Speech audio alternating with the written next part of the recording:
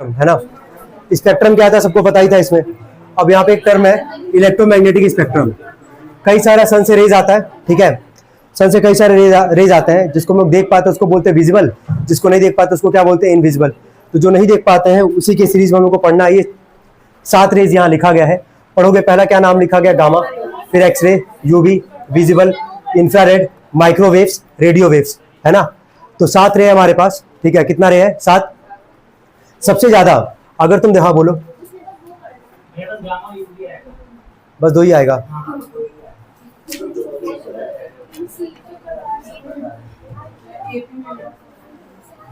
देख रहे बेटा, देखो बाद में बताते हैं। हेडिंग डालना गामा रेस, पहला लिखना है इसमें।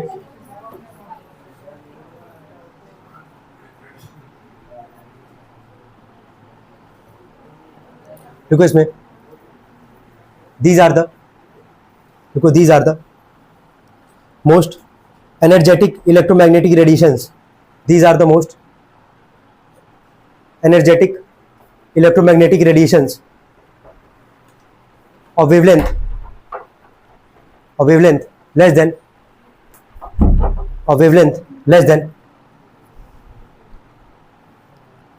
0.1 angstrom, of wavelength less than 0.1 angstrom। हो गया। ब्रैकेट लिखना 0.01 nm, ब्रैकेट लिख देना 0.01 nm, नैनोमीटर। एंगस्ट्रॉम में भी लिख लिए, नैनोमीटर में भी लिख लिए, ठीक है।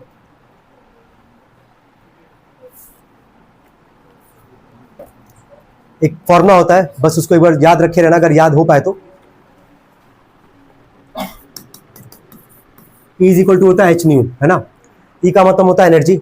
सबसे ज्यादा एनर्जी कौन से रेस के पास होगा, कौन सा रेस इमिट करेगा, गामा रेस, है ना। और एनर्जी के लिए फॉर्मूला होता है E is equal to h nu. क्या होता है, E is equal to h nu, ठीक है। एच का मतलब होता है प्लैंक्स कांस्टेंट। क्या होता है, प्लैंक्स कांस्टेंट, ठीक है। तो बस ऐसे बस समझाने के लिए लिखे हैं, याद हुआ ठीक है, नहीं हुआ तो छोड़ दो, कोई दिक्कत नहीं है। लिखना है इसके नीचे, लिखना यूजेज में, लिखना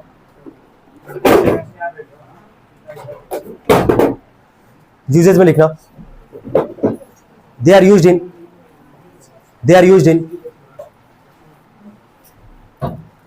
a controlled manner, they are used in a controlled manner in medical science, they are used in a controlled manner in medical science to kill cancer cells, to kill cancer cells।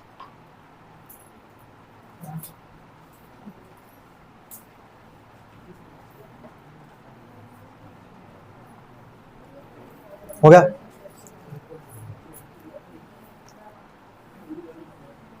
हो गया। क्या क्या याद रखना है gamma rays में, वो बता दे। गामा रेज में सबसे पहले याद रखोगे कि वेवलेंथ क्या होगा, कम। सबसे कम वेवलेंथ किसका होगा, ठीक है। सबसे ज्यादा फ्रीक्वेंसी किसका होगा, गामा रेज। सबसे ज्यादा एनर्जी कौन इमिट करेगा, गामा रेज, ठीक है। और इसके बाद से इसका वेवलेंथ याद करना है, कहां से कहां तक लाई करता है। तो पहला क्या लिखियो, जरा पढ़ लोगे, क्या बोला वहां पे, लिखो, मतलब लिखो कह रहे हैं, पढ़ो एक बार। लेस देन क्या लिखा गया था, 0.1 एंगस्ट्रॉम, और नैनोमीटर में कितना होगा, 0.01 nm।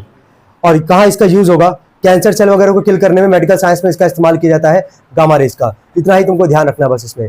सेकंड हेडिंग डालना, और कौन सा बोल रहे थे, बोलो, यूवी रेज। हेडिंग डालो यूवी रेज, इसमें लिखना the electromagnetic radiations, the electromagnetic radiations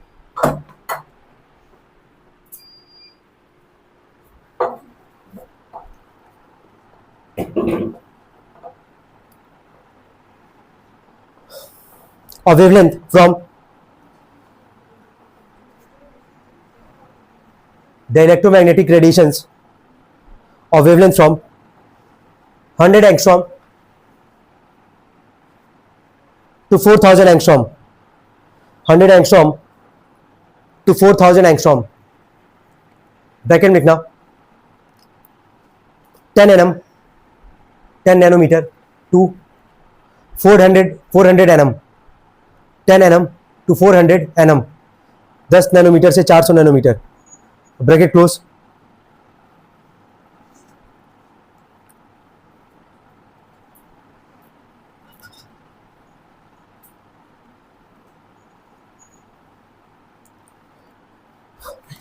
इसके नीचे लिखना यूजेस।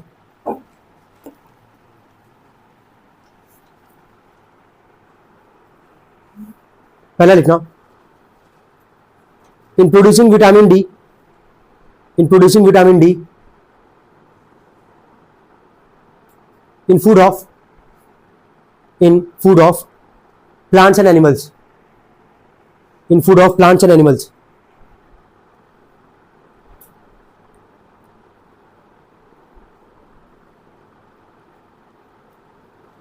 Second लिखना for detecting DETECTING for detecting the purity of gems, GEMS gems, comma X, comma ghee, etc. For detecting the purity of gems, GEMS gems, comma X, EGGS X हो गया, comma ghee हो गया, ghee, etc.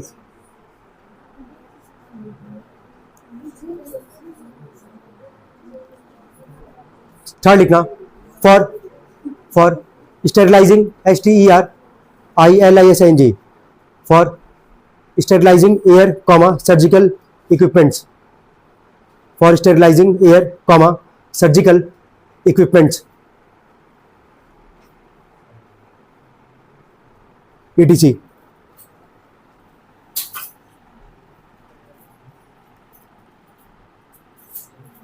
हो गया। इन तीनों में सबसे important वैसे होता है यूवी रेस, है ना, यूवी रेडिएशंस। इसके नीचे हेडिंग डालना harmful effect of UV radiations, harmful effect of UV radiations. देखो UV radiations cause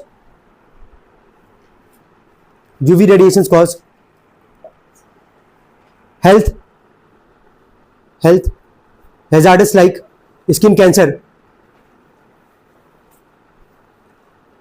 UV radiations cause health hazards like skin cancer if human body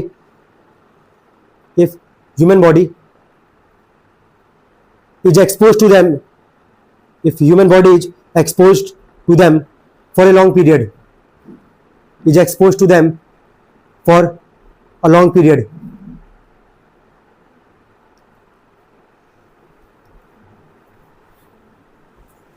डालना है, बैग डालना फॉर लॉन्ग पीरियड, हेडिंग डालना। और कौन सा बोल रहे थे, चलो हेडिंग डालो इंफ्रारेड रेडिएशंस। थर्ड हेडिंग डालना इंफ्रारेड रेडिएशंस, लिखना इसमें दीज आर, लिखो these are electromagnetic waves, these are electromagnetic waves of wavelength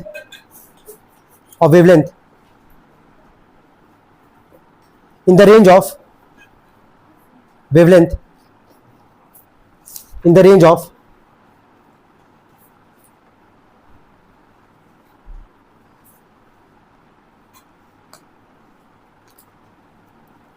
8,000 angstrom to TO2, 10 to the power 7 angstrom, 10 to the power 7 angstrom.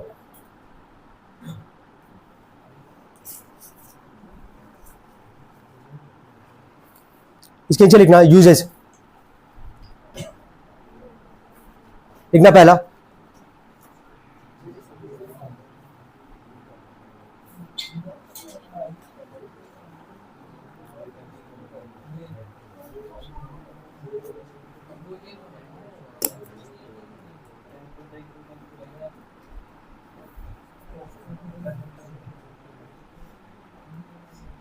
हाँ बोल, इससे बैठ।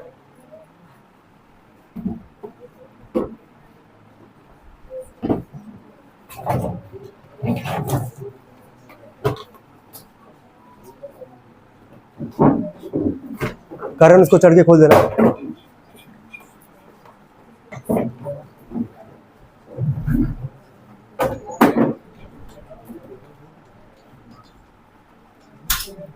लिखो पहला लिखना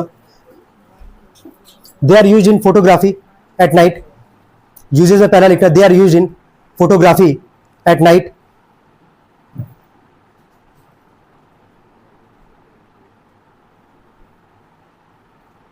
and also in fog, because they are not much scattered, scattered, scattered. Second लिखना, they are used as signals during war, they are used as signals during war,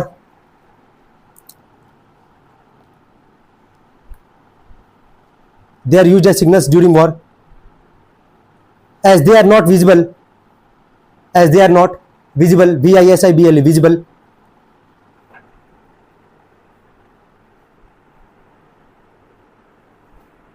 Third लिखना, they are used in remote control of television, they are used in remote control of television,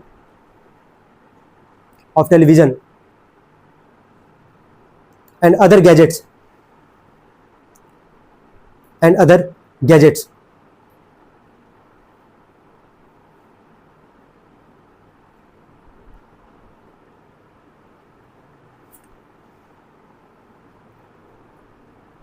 heading डालना इसके नीचे, harmful effect of infrared radiations, देखो heading डालो, harmful effect of infrared radiations, इसमें लिखना, a high dose of infrared radiations may cause, a high dose of infrared radiations may cause skin burns, a high dose of infrared radiations may cause skin burns, burns, burns हो गया। ये तुमको रटना है, याद कर लोगे, आज याद कर लो, कल याद करो, 2 दिन के अंदर याद कर लेना। हम लोग ए और बी पार्ट इसमें खत्म किया अभी, ठीक है, इतना ही था बी वाले पार्ट में जितना भी तुमको बताया गया है। इसमें एक लास्ट टॉपिक आता है स्कैटरिंग, क्या आता है स्कैटरिंग, तो उसको तो अभी हम लोग नहीं देखेंगे, हम लोग करेंगे अब 6A का क्वेश्चंस, क्या करेंगे क्वेश्चंस। 6A में उस दिन बोलना कहां तक कर लिए थे, वेरी शॉर्ट में कितना किए थे, बोलना जरा,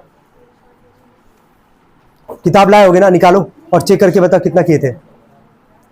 6A में कितना क्वेश्चंस हुआ था वेरी शॉर्ट में, 6 तो नहीं हुआ था,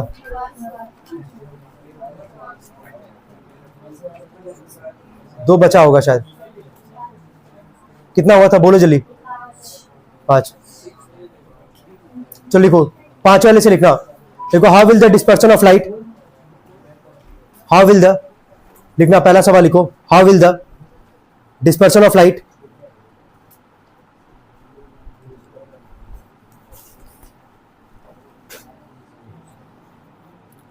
किताब है सबके पास,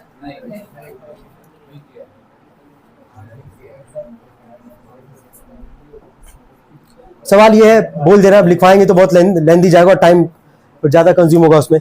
बोला, how is the dispersion of light through a prism change if the prism is made of diamond instead of glass.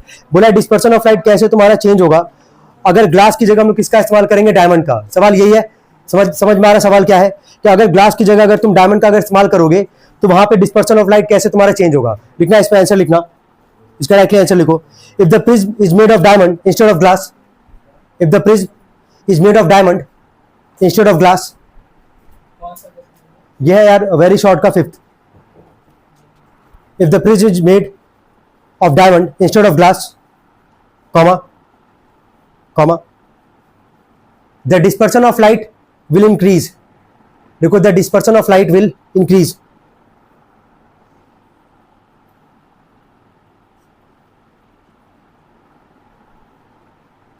पहले ये क्लियर है, ग्लास की जगह अगर डायमंड का अगर इस्तेमाल करोगे तो जो डिस्पर्सन ऑफ लाइट होगा क्या होगा, इंक्रीज होगा। कोई इसमें हाथ उठाए, कितने लोग को पता है क्यों इंक्रीज करेगा, किसी को भी, 2 लोग बोलो तुम। सेम, डायमंड का रिफ्रैक्टिव इंडेक्स क्या होगा, ज्यादा एज कंपेयर टू क्या, ग्लास, तो जिसका रिफ्रैक्टिव इंडेक्स ज्यादा होगा वहां पे डिस्पर्सन ऑफ लाइट भी क्या होगा, ज्यादा होगा, मतलब इंक्रीज करेगा उस केस में। लिखना उसके नीचे बिकॉज, उसी में आगे लिखो because diamond has a much higher refractive index than glass, because diamond has a much higher refractive index, क्या हो गया भाई घर में, because diamond has a much higher refractive index than glass, has much high refractive index in glass. छठवां शायद हो गया था, देखो क्वेश्चन नंबर 6 जरा पढ़ना, हो गया था नहीं हुआ था, ठीक है लिखो। तो ये क्लियर होगा। पांच वाला सवाल, छठा वाला बोल दे रहा है, बोला for which colour of light is the refractive index of A prism material the minimum and for which it is the maximum. अभी पहले ये बताओ, रिफ्रैक्टिव इंडेक्स अगर ज्यादा होगा तो वहां पे डेविएशन होगा, वो भी क्या होगा, डिस्पर्सन ऑफ लाइट भी क्या होगा, ज्यादा होगा। तो अब ये बताना, किसी भी मीडियम को छोड़ के अगर एयर और वैक्यूम को अगर हटा दोगे तो सबसे तेज कौन ट्रेवल करता था, रेड का वेवलेंथ ज्यादा होगा कि कम होगा।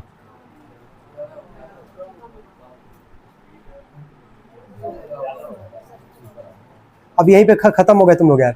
हम क्या पूछ रहे हैं, हम पूछ रहे हैं कि रेड और वॉयलेट में, लास्ट वन है दोनों को दिमाग में बैठा लेना, लास्ट वन है, बैठो।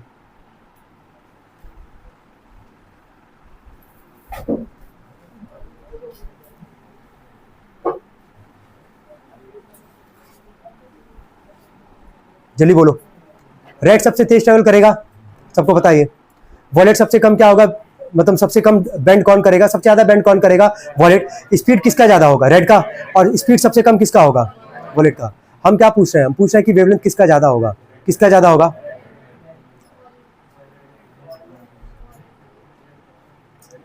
पेज पलटो और देखो, कहीं लिखे होंगे, कहीं लिखे होंगे, शायद कहीं दिख जाए। पेज पलटो और देखो।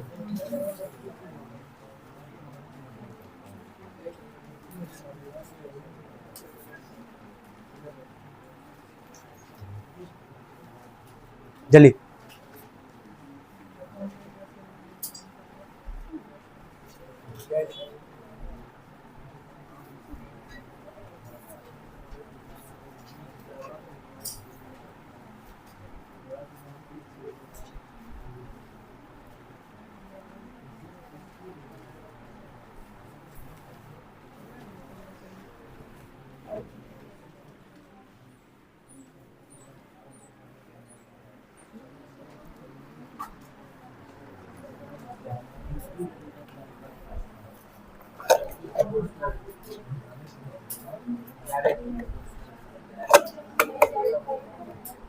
देख लिए, किसका ज्यादा होगा, रेड का, और किसका कम होगा। चल लिखना आगे, लिखो 6 का आंसर लिखना। हाँ ठीक है, लिखो। The refractive index of A prism material is, the refractive index of A prism material is minimum for red, सबसे कम रिफ्रैक्टिव इंडेक्स किसका होगा, रेड का, और सबसे ज्यादा किसका होगा, and maximum for wallet light, minimum for red light and maximum for wallet light.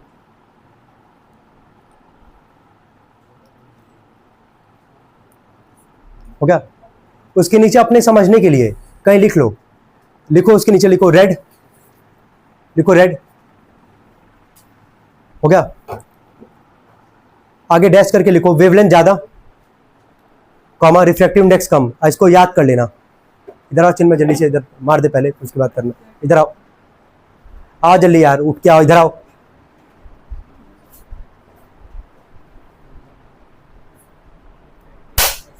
बैठ, जा दे,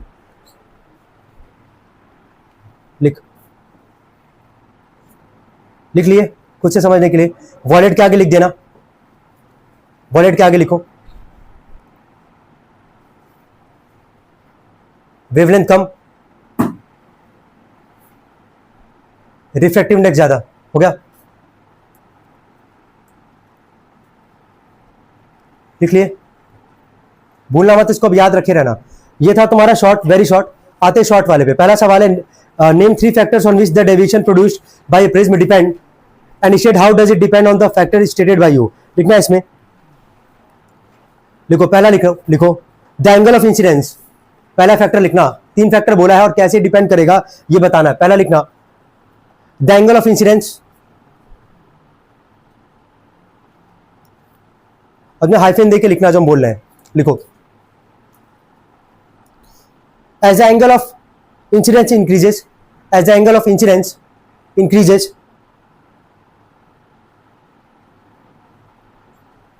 इसके पहले वाले चैप्टर में तुमको मैं ग्राफ याद करवाए थे, याद आ रहा है? पहले क्या करेगा? पहले इंसिडेंस बढ़ाने पे डेविएशन डिक्रीज करेगा, एक ऐसा पॉइंट आएगा, उसके बाद फिर क्या, वहां पे तो मिनिमम होगा, सबसे सबसे कम होगा, उसके बाद से अगर एंगल ऑफ इंसिडेंस बढ़ाते जाओगे तो एंगल ऑफ डेविएशन भी क्या करेगा? इंक्रीज करेगा। वही लिख रहा हूं जो इसके पहले वाले चैप्टर में पढ़े थे, समझ रहे हो ना? लिखो इसमें, as the angle of incidence increases, comma, the angle of deviation first decreases, the angle of deviation first decreases,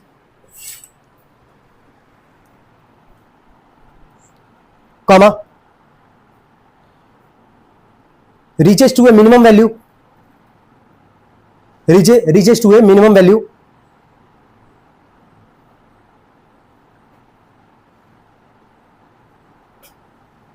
and then after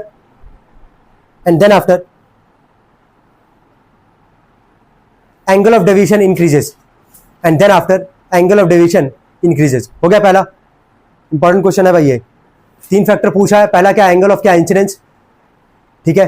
तो पहले बढ़ाने पे डेविएशन क्या होगा? डिक्रीज, एक मिनिमम पॉइंट आएगा, उसके बाद एंगल ऑफ इंसिडेंस बढ़ाने पे डेविएशन क्या करेगा? ठीक है, लिखना आगे। Second, the angle of prism, second factor है द एंगल ऑफ प्रिज्म, लिखना द एंगल ऑफ प्रिज्म, लिखना इसमें द एंगल ऑफ डेविएशन, देखो the angle of deviation increases with increase in the angle of prism, the angle of deviation increases with increase in the angle of prism।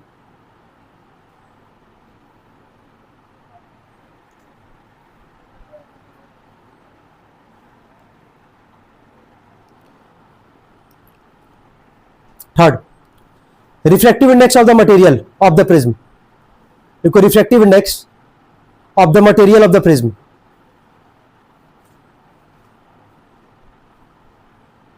हो गया? हो गया?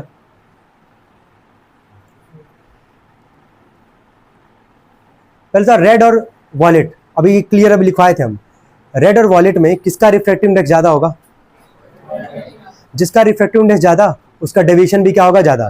तो सबसे ज्यादा डेविएट करता कौन है? पता है, यही वहां पे लिखने वाले, लिखो इसके नीचे, लिखो देखो, the prism with a higher refractive index produces a greater deviation, देखो the prism with a higher refractive index produces a greater deviation,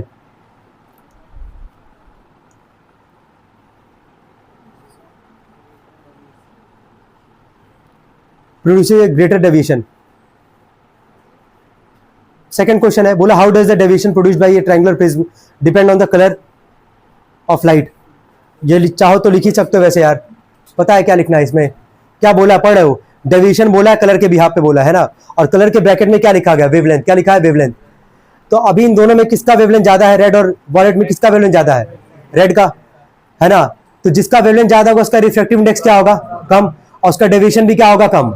relate कर सकते हो ऐसे। और जिसका वेवलेंथ तुम्हारा क्या होगा? कम, जिसका वेवलेंथ क्या होगा? कम। तो वेवलेंथ कम किसका होता है? वॉलेट का। रिफ्रैक्टिव इंडेक्स ज्यादा किसका होगा? वॉलेट का। तो डेविएशन भी ज्यादा कहां होगा? वॉलेट में। यही लिखना है, तो अगर इसको वर्ड में लिखना चाहो लिख दो, नहीं तो हम लिखवाई दे रहे हैं, लिख लो, इसमें लिखो। देखो speed of light in a transparent medium, देखो speed of light in a transparent medium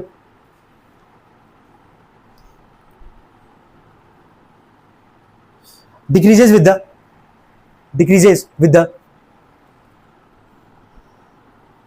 decrease in wavelength of light, decreases with the decrease in wavelength of light।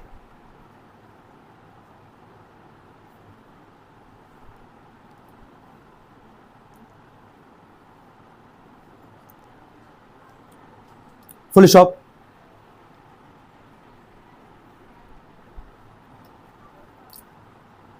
The refractive index of glass, because the refractive index of glass, the refractive index of glass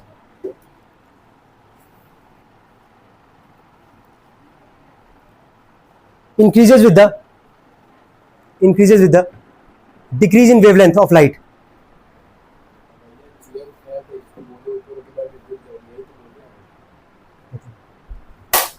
लिखो होता है,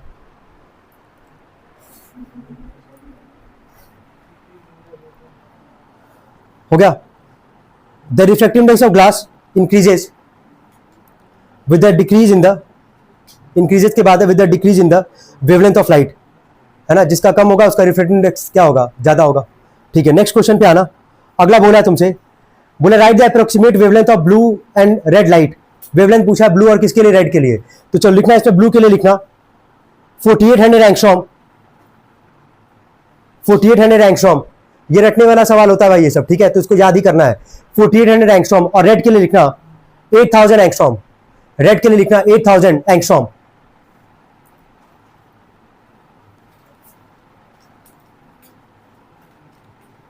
सुनना पहले सवाल। बोला कि the wavelength of violet and red light are 4000 and 8000 angstrom. Violet और red वाले का तुमको वेवलेंथ दे रखा है 4000 और 8000। बोला which of the two has higher frequency. इन दोनों में किसका फ्रीक्वेंसी ज्यादा होगा। अभी कॉन्सेप्ट समझा रहे थे कि वेवलेंथ अगर कम होगा तो उसका फ्रीक्वेंसी क्या होगा, ज्यादा। तो इन दोनों में वेवलेंथ किसका कम तुमको दिख रहा है, वॉयलेट का है या फिर रेड का। वॉयलेट का है 4000, ठीक है, और तुम्हारा रेड का है 8000। तो किसका वेवलेंथ कम है, तो किसका फ्रीक्वेंसी ज्यादा होगा। तो लिख सकते हो इसको, लिख लो, इसमें लिख लो।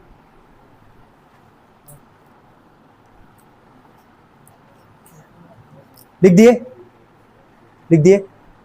क्या लिखे हो आंसर में, वॉयलेट लाइट लिखे हो ना, केवल has higher frequency than red light, बस इतना लिख देना।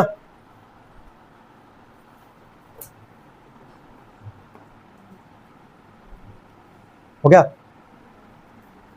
अगर मान लो इंडिकेट करके दिखाना हो इसी सवाल में, तो क्या लिखोगे जरा बोलो। वेवलेंथ और फ्रीक्वेंसी में कैसा रिलेशन तुमको दिख रहा है, इनवर्सली। तो ब्रैकेट में लिख सकते हो ना, लैम्डा इनवर्सली प्रोपोर्शनल टू क्या, फ्रीक्वेंसी। लिख दो उसको, देखो lambda inversely proportional to frequency. कितने लोग लिखे थे ऐसे, इनवर्सली पता ना कैसे लिखते हैं। ठीक है, आगे लिखना। ये इसका आंसर सबका हो गया भाई। जो तुम नीचे से लिखते थे, बस इस सवाल में कहां से लिखोगे, ऊपर से, क्योंकि बोला इंक्रीजिंग, क्या बोला, वेवलेंथ, है ना। तो ठीक है, जल्दी लिखो। हो गया, लिख दिए। नेक्स्ट पे आते हैं। बोला कि name the seven prominent colours of the white light spectrum order of their increasing frequency. अब ये तो इंक्रीजिंग फ्रीक्वेंसी का मतलब जिसका वेवलेंथ सबसे ज्यादा वेवलेंथ, पहले बताओ किसका होता है। तो सबसे कम फ्रीक्वेंसी किसका होगा, जिसका वेवलेंथ अभी यहां लिखे हैं, देख ध्यान से देख। वेवलेंथ और फ्रीक्वेंसी में कैसा रिलेशन है, इनवर्सली। रट ले इसको भाई, रट लो इसको। वेवलेंथ और फ्रीक्वेंसी में कैसा रिलेशन है, इनवर्सली। जिसका वेवलेंथ ज्यादा होगा उसका फ्रीक्वेंसी क्या होगा, कम होगा। तो लिख सकते हो इसको सभी लोग, लिखो सब लोग। क्या लिखोगे आंसर बोलो, रेड, ऑरेंज। हाँ ठीक है, मतलब बस लिख दो, जैसे लिखते हो ना, सीधा लिख दो, बस यही करना है। Red, orange, yellow, green, blue, indigo, violet.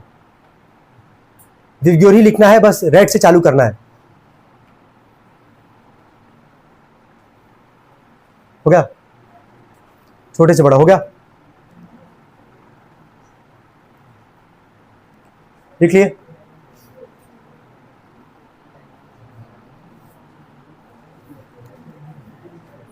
कितने लोग लिख लिए इसको भाई, अभी भूलेगा नहीं ना भाई। वेवलेंथ फ्रीक्वेंसी में कैसा रिलेशन है, इनवर्सली, भूलना मत इसको, ठीक है। आगे लिखो, नेक्स्ट क्वेश्चन पे आते हैं, 6 वाले पे आते हैं। बोला कि the wavelength of light of red and blue colours are nearly 7.8 and 10⁻⁷ metre and 4.8 and 10⁻⁷ metre respectively. Which colour has greater speed in vacuum. अब कितने लोग इसका जवाब दे सकते हैं, बस ये बताना, बस हाथ उठाओ।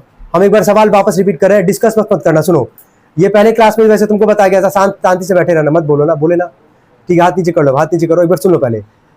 2 कलर का वेवलेंथ तुमको दिया गया, ठीक है, रेड और किसका, ब्लू का। रेड और ब्लू का कुछ भी दिया गया नहीं, अगर किताबें बस सुन लो।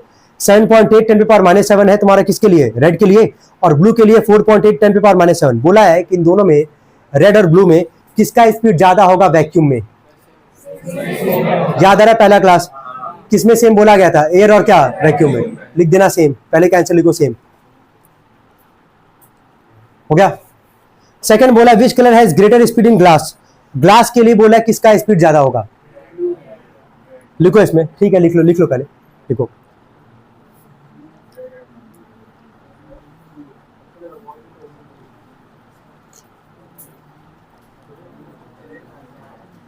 देखो in glass red light has, in glass red light has greater speed, red light has greater speed than blue.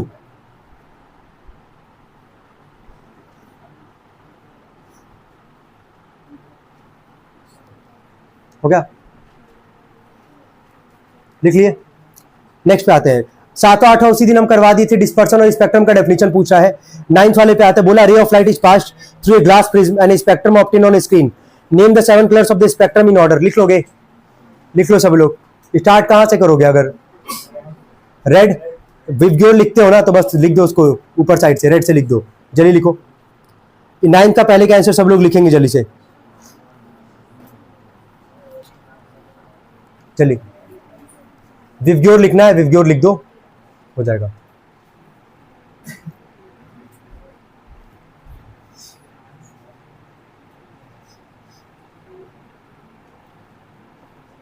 हो गया। बोला second, do the colours have the same width in the spectrum. लिखोगे नो, लिखो no. All the 7 colours have different width in the spectrum. लिखो no, comma, all the 7 colours have different width in the spectrum. No, comma, all the 7 colours have different width in the spectrum. इसका answer तो खुद ही बता दोगे। बोला कौन सा ज्यादा डेविएट करेगा, कौन ज्यादा डेविएट करता है? वॉलेट। और कौन कम करता है? रेड। लिख दो इसको।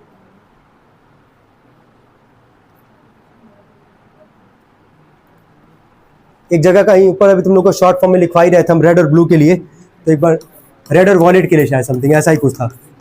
चलो बोलो, इन दोनों में वेवलेंथ किसका ज्यादा? रेड का। इसको रट लो, ये ना घूम फिर के यही सब घुमा फिरा के अगर आता है सवाल तो तुरंत ही लिख लोगे।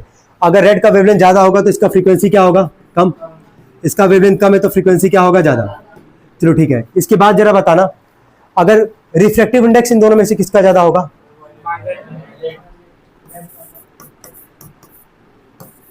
और इसका क्या होगा? कम होगा। ये याद कर लो, ठीक है। कई सवाल में आ चुका है ये, किसका रिफ्रैक्टिव इंडेक्स ज्यादा, किसका वेवलेंथ ज्यादा, किसका फ्रीक्वेंसी ज्यादा। ये याद रखोगे तो हो जाए काम। जहां लिखे थे वही मेंशन कर लेना, रिफ्रैक्टिव इंडेक्स भी कॉमा लगा के कहीं लिख लेना आगे। जल्दी करो और नेक्स्ट क्वेश्चन लिखना।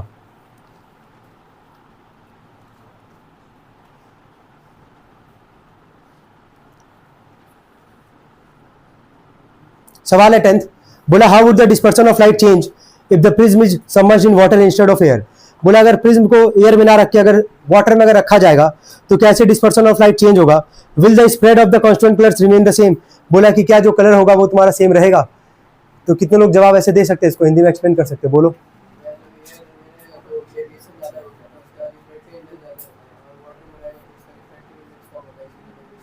और वाटर वैसे भी तुम्हारा कौन सा मीडियम है? हाईली डेंस है ना। और ग्लास तुम्हारा less dense as compare to क्या? वाटर। लिखो इसके नीचे आंसर लिखना।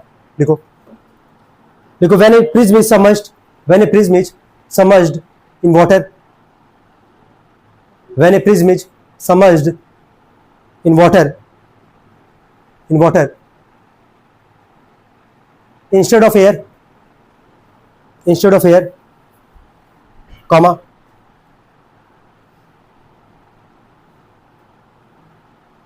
the dispersion of light decreases, the dispersion of light decreases। repeat करें, when a prism is submerged in water instead of air, comma, the dispersion of light decreases, full stop। line change करो। this is because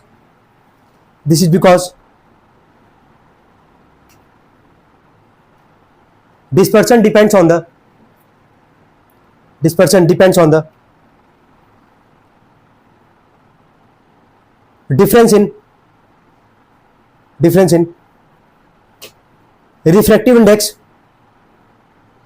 refractive index, between the prism and surrounding medium।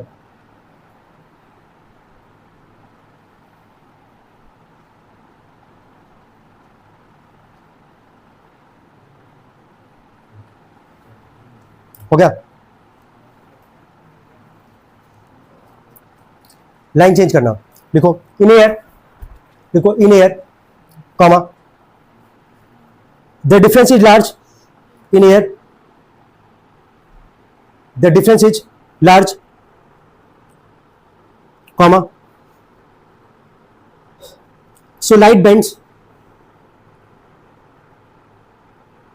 so light bends more at the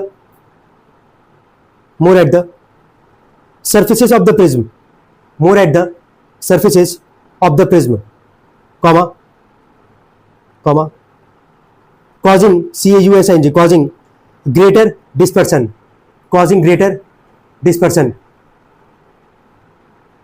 full stop.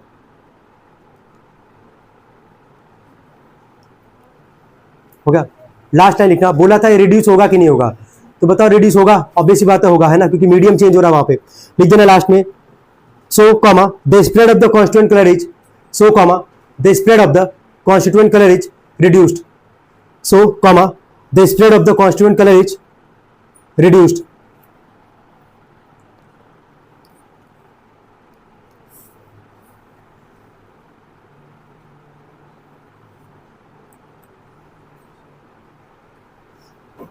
Long का पहले हम करवा चुके हैं, तुम लोग को प्रिज्म बनवाए थे, याद आ रहा होगा, और कॉज ऑफ डिस्पर्सन था, याद आ रहा है, कॉज ऑफ डिस्पर्सन याद होगा सबको, क्या बोला गया था, चलो ठीक है, डिफरेंट वेवलेंथ और सबका स्पीड क्या होगा, डिफरेंट होगा, यही था ना वहां पे कॉज, और पहला क्वेश्चन ऑलरेडी यहाँ पे कर रखे हो. सेकंड बोला है, ये भी सुन लो बस, ये शायद हो जाए ये भी सबका, बोला explain briefly with the help of a neat लेवल diagram how does white light get dispersed by a prism. जो पहला पार्ट है वही सेकंड पार्ट में भी करना है, वही प्रिज्म बनाओगे, वही व्हाइट लाइट ले जाके, और बस वहां पे जो नॉर्मल बनवाया गया था पहले वाले सरफेस पे, पहले वाले सरफेस पे क्या देखने को मिलता था, जरा बोलोगे कोई भी, पहले वाले सरफेस पे क्या होता है, डिस्पर्शन, और सेकंड वाले पे रिफ्लेक्शन. चलो ठीक है, लिखना है इसके आगे, इसमें लिखो थर्ड पार्ट का बोल रहा है आंसर, थर्ड पार्ट लिखते जाना.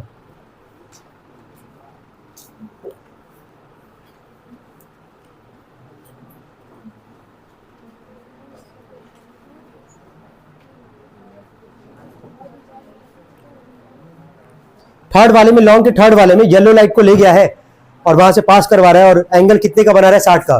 किताब है क्या, कितने लोगों के पास किताब है पीछे, तो एक बार किताब देखो, बीच में रख दो, सब लोग देख ले, डायग्राम देख ले कम से कम थर्ड वाले के लिए.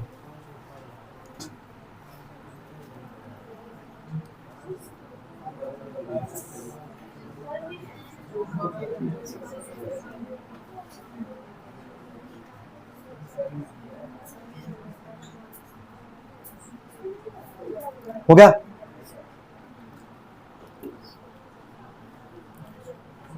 कितने लोग इसको बना लेंगे सवाल पढ़ने के बाद. वो जो नैरो बीम है जो येलो कलर का, बोला उसकी जगह व्हाइट लाइट लेके जाना है, तो व्हाइट लाइट मतलब ले जाने का मतलब क्या बनाओगे, वही बनाओगे, प्रिज्म ही बनाओगे, है ना, स्पेक्ट्रम वाला है, हाँ वही वही सेम. चलो बना लो जल्दी से, तो इसको कंप्लीट करो.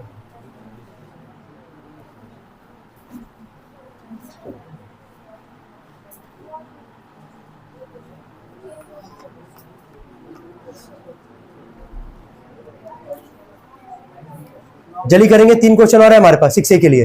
न्यूमेरिकल्स इसका ऑलरेडी इसके पहले क्लासेस में करवा दिया गया था, 2 ही न्यूमेरिकल था, वो हम लोग ऑलरेडी यहाँ पे कर रखे थे, ठीक है, जल्दी करेंगे.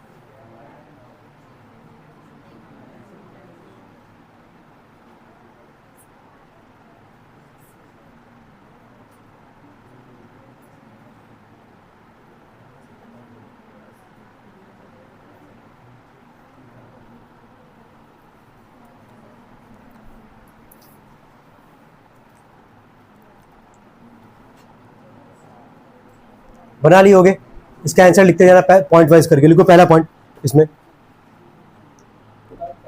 हाँ थर्ड का देखो, when a beam of monochromatic light, देखो when a beam of when a beam of monochromatic light undergoes minimum deviation, undergoes minimum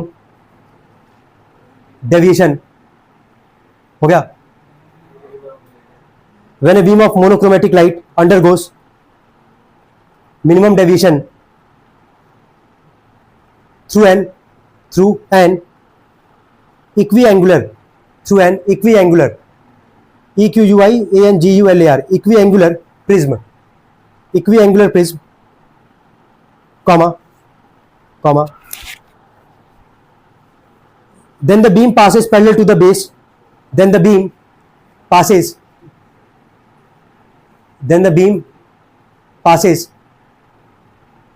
parallel to the base of the prism.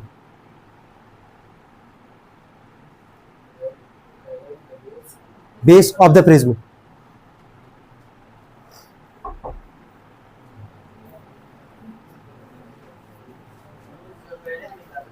Second point में लिखना, हाँ, parallel to the base of prism हो गया. Second लिखना, if white light is used instead of a monochromatic light, if white light is used instead of a monochromatic light, if white light is used instead of a monochromatic light, instead a monochromatic light, instead of a monochromatic light,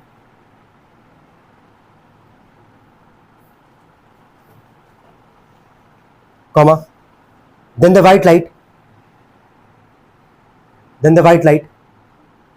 splits, SPLITS, splits into its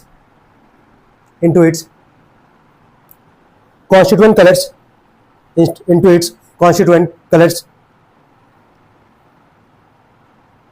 that is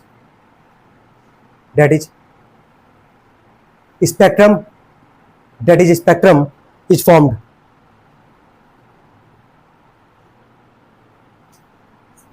हो गया. Monochromatic और white light में क्या difference है, पता है किसी को इसमें?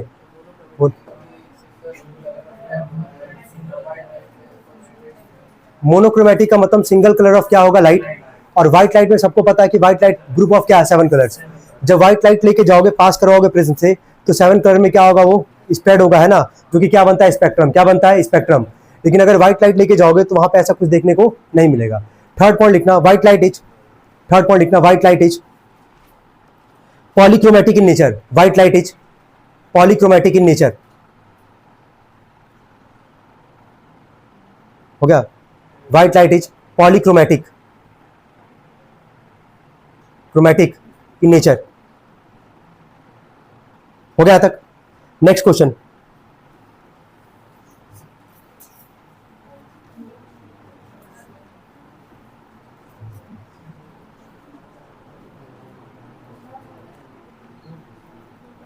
हाँ ठीक है, चौथा आराम से कर ही लोगे, कोई दिक्कत नहीं है. ठीक है, हो गया तक सबका.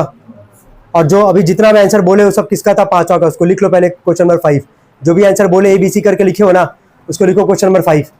रिपीट कर दे रहे हैं, लिखो क्वेश्चन नंबर 5 जो लिखे हो. थर्ड वाले में जितना बनाना था बस डायग्राम ही बना के छोड़ना था, जो बनाए भी थे इनफैक्ट सभी लोग. अभी जो बोले हैं वो किसका आंसर था, 5वें का था. लिख लिया यहाँ तक. मोनोक्रोमेटिक का मतलब सबको समझ में आ गया. मोनोक्रोमेटिक का मतलब सिंगल रे ऑफ लाइट, मतलब सिंगल कलर ऑफ लाइट, मतलब वो लाइट जिसमें एक ही कलर तुमको देखने को मिलेगा. लेकिन अगर व्हाइट लाइट का बात होगा तो व्हाइट लाइट के अंदर कितना कलर पाया जाता है, 7. कितना पाया जाता है, 7.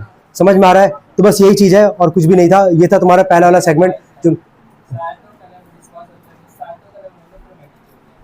सातों नहीं, मोनोक्रोमेटिक नहीं बोल सकते ना.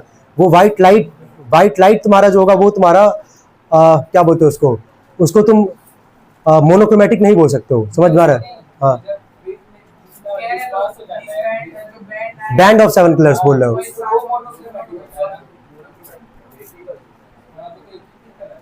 वो बैंड में तुमको 7 कलर मिल रहा है ना. मोनोक्रोमेटिक का मतलब सिंगल रे ऑफ लाइट या सिंगल कलर ऑफ लाइट का हम बात कर रहे हैं वहाँ पे. समझ में आ रहा है? अब इंद्रधनुष यानी कि रेनबो तुम देखे हो तो वहाँ एक ही कलर देखने को मिलता है, नहीं ना. तो बस वही चीज है. ठीक है.